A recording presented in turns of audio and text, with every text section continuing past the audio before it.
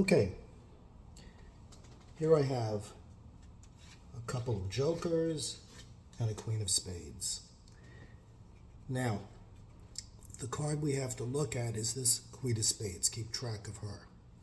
And I made it very easy to keep track of her. As you can see, the queen of spades is a red-backed card. So, it should be very easy to track the queen of spades. This is what I propose. I'm going to take the queen of spades out of the jokers, put the queen of spades in my pocket, and then I'm going to secretly put the queen of spades back in between the jokers. Not once, but twice.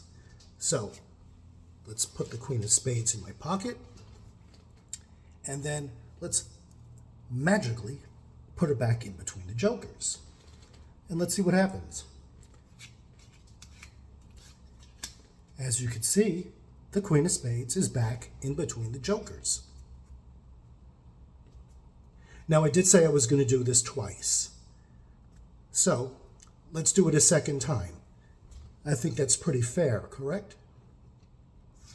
We'll take the queen out, put her in my pocket, and we'll see what happens. But all of you are looking so very carefully and very closely. I'll need to create some misdirection.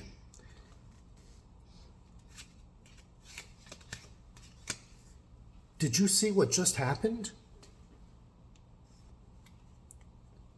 Everyone was looking here. This is pretty powerful.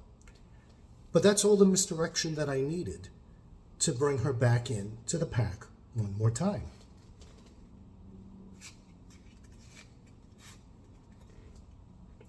Now, did I say I was going to cheat?